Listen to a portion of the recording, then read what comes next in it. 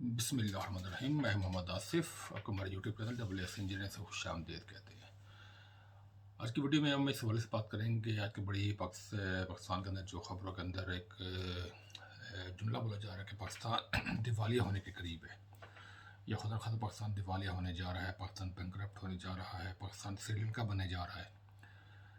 تو اس حوالے سے تھوڑی بات کریں گے، اور ہمارا جو بات کا بیک گراؤنڈ وہ ہمارا انجینئرنگ کا جو فیلڈ ہے، انجینئرنگ کی جو انڈسٹری ہے، اس حوالے سے ہم بات کریں گے کہ ہم جو باقی معاشی جو اشاریاں ہیں یا جو اکانومی کے فگرز ہیں ان پہ ہم اتنا نہیں ڈیپ جا سکتے، نہ ہمارا وہ شعبہ ہے۔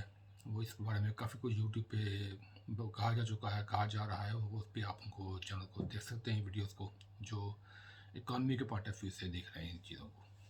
ہم صرف بات کریں گے کہ انجینئرنگ بیک گراؤنڈ سے، انجینئرنگ کے حوالے سے۔ ویسے بھی اگر دیکھا جائے تو ہماری جو اکانومی ہے وہ انجینئرنگ پہ ہی بیسڈ ہے، اور 80% جو پاکستان کے ورلڈ میں جو انڈسٹری ہے وہ انجینئرنگ بیسڈ ہی ہے۔ چاہے وہ آپ کوئی بھی انڈسٹری اٹھا لیں، اس کی کہیں نہ کہیں لنک انجینئرنگ سے نکلتا ہے، ٹیکنالوجی سے، ٹیکنیکل لوگوں سے نکلتا ہے۔ تو اس حوالے سے اس شعبے کا بڑا ایک کنٹریبیوشن ہے ہمارے ملک میں، پوری ورلڈ کی اکانومی میں۔ تو ہم دیکھیں گے پاکستان میں اگر آپ شور اٹھ رہا ہے کہ دیوالیہ ہونے جا رہا ہے، تو دیوالیہ سے کیا امپیکٹ ہوگا، اور اس پہ ہماری جو ایک کامن بندے کی لائف، اس پہ کیا امپیکٹ ہے، اور اس پہ کیا آگے فیوچر میں اس کے ہو سکتے ہیں چانسز۔ سب سے پہلی بات ایک سمجھنے کی بات ہے کہ دیوالیہ پن ہوتا کیا ہے، بینکرپسی ہوتی کیا ہے، اس کو تھوڑا سا ہم دیکھیں گے۔ دیکھیں، دنیا میں دنیا کا کوئی ملک ہے، کوئی بھی کنٹری ہے، وہ اپنے اون پہ، اپنے ملک کے اندر کسی پہ ڈیپینڈ کیے بغیر سروائیو نہیں کر سکتا۔ ہاں، دنیا میں کوئی ایسے ممالک ہیں کہ جو کسی پہ نہ وہ امپورٹ کرتے نہ ایکسپورٹ کرتے ہیں، لیکن ان کی جو پھر اگر باقی مقابلے میں دیکھیں تو وہ بہت پیچھے ہیں ہر شعبے میں۔ اگر ہم دنیا کے ساتھ چلنا ہے، دنیا کے ساتھ مقابلہ کرنا ہے، کمپیٹ کرنا ہے، اگر آپ کو ترقی کی دوڑ میں آپ کو شامل رکھنا ہے، تو آپ کو لوگوں کے ساتھ چلنا پڑتا ہے۔ اس میں امپورٹ ایکسپورٹ کا آپ کو دونوں کو بیلنس کرنے پڑتے ہیں۔ تب کہیں جب ایون کہ آپ دیکھیں امریکہ جیسا ملک جو اپنے ہر لحاظ سے خود مختار ہے، خود انحصار ہے، ہر انڈسٹری میں خود کفیل ہے، وہ بھی اپنے بہت ساری چیزیں چائنا سے بنواتا ہے۔ کیوں کہ وہ چیزوں کی مینوفیکچرنگ کاسٹ ہے، اور وہ چیزوں کی جو ڈیولپنگ کاسٹ ہے وہ چائنا میں سستی پڑتی ہے، اور ایون کہ چائنا میں بن کے وہاں پر پہنچ کے بھی سستی پڑتی ہے۔ وہ چیز امریکہ خود بنائے تو وہ اس کو مہنگی پڑے گی۔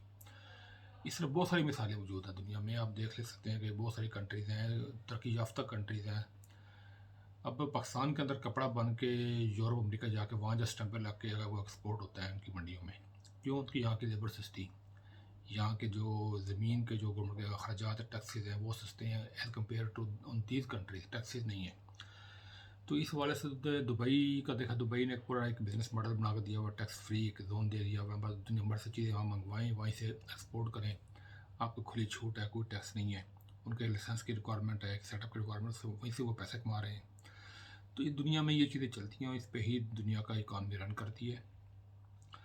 اب جب پاکستان کی بات ہو رہی کہ یہ بینکرپٹ ہونے جا رہا ہے دیوالی، اس کا مطلب ہے کہ پاکستان کے جو اسٹیٹ بینک کے اکاؤنٹس میں اتنے ذخائر نہیں ہیں، نہیں رہیں گے خدا نخواستہ آگے، اگر جیسے لوگ کہتے ہیں کہ وہ دنیا کو جو امپورٹ بل پے کر سکے۔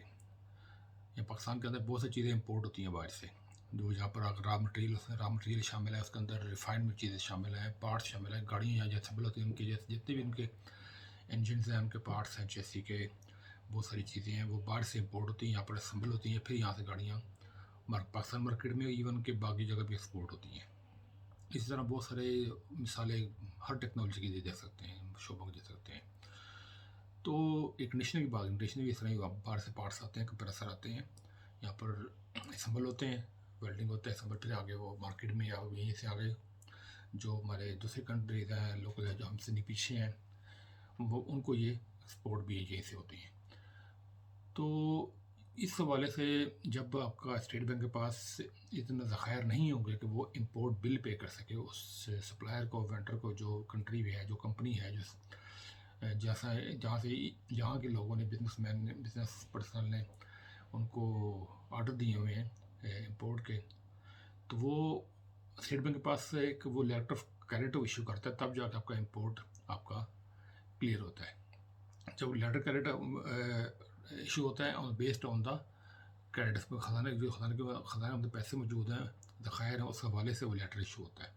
اب جب وہ خزانے کا خالی ہوگا یا اس لیول کے نیچے گر جائے گا تو وہ لیٹریشن بند ہو جائیں گے، امپورٹ آپ کی بند ہو جائے. جب امپورٹ آپ کی بند ہو جائے گی تو کیا ہوگا کہ یہاں پر جو مینوفیکچرنگ ہے، جو اسمبلنگ ہے وہ ہو رہی ہے، وہ بند ہو جائے گی.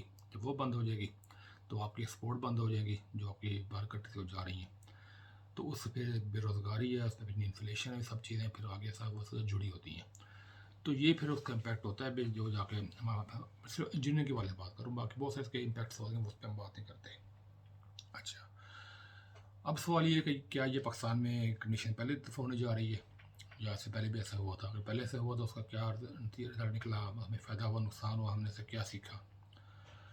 تو زیادہ ہمیں جو ہماری لائف کے حساب سے جو ہماری ہوش کے اگر بات کریں تو 90 کی دہائی میں ایک دفعہ یہاں پر امینڈمنٹ آئی تھی. امریکن سینیٹر تھے مسٹر پریسلر امینڈمنٹ کہتے ہیں اس کو. پریسلر امینڈمنٹ کے مطابق جب اس وقت افغان وار ختم ہوئی، جب رشیا وہاں سے نکلا اور افغان مجاہدین تھے، طالبان بعد میں آئے تھے، جب نجیب اللہ کی حکومت تھی تو اس وقت جو ایک سیاسی حالات بن گئے اس پہ ہم تفصیل میں نہیں جاتے.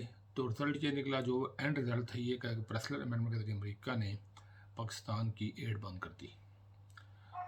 اس کے پیچھے بیک گراؤنڈ یہ تھی کہ پاکستان جو ہے وہ افغان دہشت گردوں کو سپورٹ کرتا ہے. پہلے وہ مجاہدین تھے کہ انہوں نے روس کو نکالا، پھر جب وہ روس نکل گیا تو اب وہی جو مجاہدین ہیں وہ ان کے لیے اب خطرہ بن گئے امریکہ کے لیے.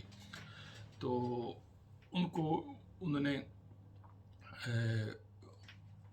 مطلب کہ پیچھے ان کا جو فنامنا یہ تھا کہ پاکستان کو سپورٹ کر رہا ہے تو لہٰذا پاکستان کی امداد بند کر دی. پاکستان کی بند کر ان کی سپورٹ بند ہو جائے گی تو خود بخود وہ ویک ہو جائیں گے.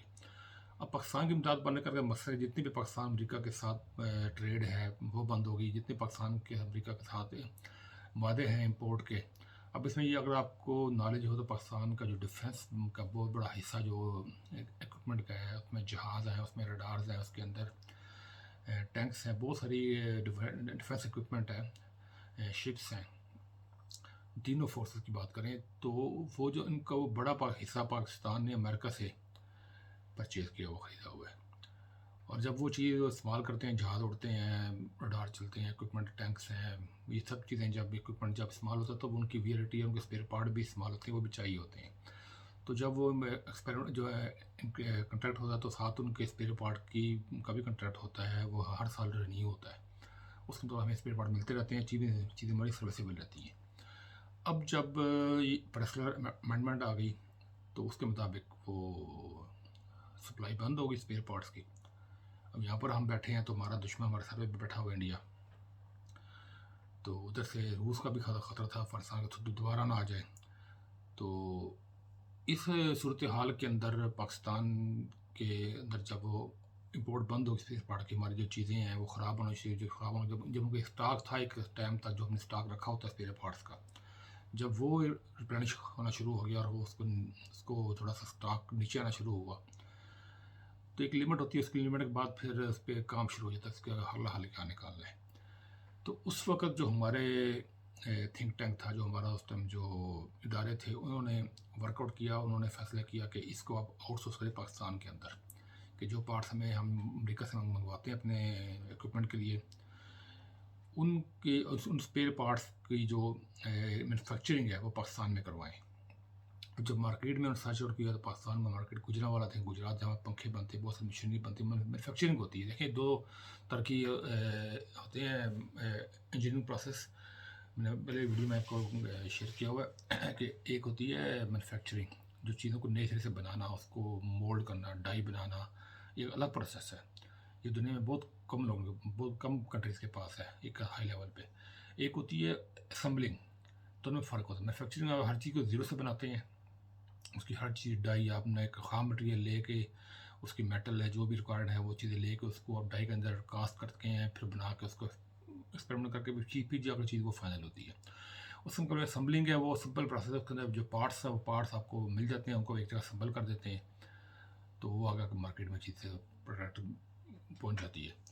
تو پاکستان کے اندر میکسیمم چیزیں اسمبل ہو رہی تھی، لیکن ابھی جو بہت سی چیزیں جہاں پر مینوفیکچر بھی ہوتی ہیں جیسے گجرات میں پنکھوں کی انڈسٹری بہت بڑی ابھی بھی ہے، دنیا میں ورلڈ میں سب سے بڑی انڈسٹری کہا جا سکتی ہے. تو ادھر وہ پنکھے ایکسپورٹ ہوتے ہیں، یا مینوفیکچر ہو کے مینوفیکچرنگ کے بعد ایکسپورٹ ہوتے ہیں، اسمبلنگ نہیں. یہاں پر ایئر کنڈیشنر گاڑیاں ہیں وہ اسمبل ہوتی ہیں، مینوفیکچر نہیں ہوتی ہیں. ریفریجریٹر یہاں پر اسمبل ہوتے ہیں، اور کمپریسر ان کی وہ مین پارٹس باہر سے آتے ہیں. یہاں پر ان کو ویلڈنگ کر کے ان کو اسمبل کیا جاتا ہے، پھر یہاں سے وہ مارکیٹ میں یا یہاں ایکسپورٹ ہوتے ہیں.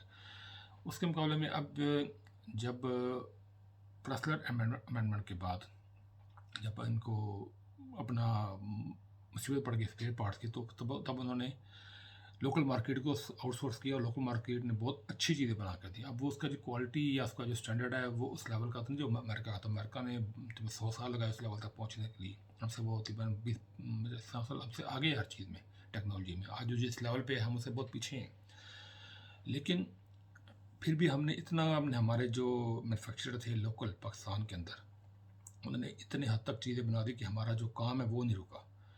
اس دوران ہمارے بہت سارے ہم نے ایسے فیسز کرائسس دیکھے. انڈیا کے حالات ہمارے خراب، بارڈر کے اندر باہر دہشت گردی کا ہمیں سامنا، یہ سب چیزیں ہم نے فیس کی. تو وہ ہم نے اسی اکوپمنٹ کے ساتھ سے فیس کی. تو جن کے جو اسپیئر پارٹ ہو جو یہاں سے ہی بننے شروع ہو گئے تھے، تو یہ ہمیں فائدہ ہوا اس وقت اس سارے کرائسس کا. تو آج بھی الحمد للہ اگر ایسا کوئی واقعہ آتا ہے، ایسا مسئلہ آتا ہے، تو میں تو کہتا ہوں کہ اس طرح کا اگر کوئی خدا نخواستہ، میں نہیں کہتا کہ اس طرح کی کوئی صورت دیکھنی پڑے، لیکن کئی دفعہ میں سمجھتا ہوں کہ قوموں کو اپنی ایک لائن پہ چلانے کے لیے جو ایک لائن ہٹ چکی ہوتی ہے، یا بہت طرح ایک عیاشی میں پڑی ہوتی ہے، ٹھیک ہے چیزیں باہر سے آ جائیں گی، استعمال کر دیں گے، ایکسپورٹ کر دیں گے. ہم خود اپنے پاؤں پہ کھڑے ہیں، ہم خود چیزوں کو زیرو سے بنائیں.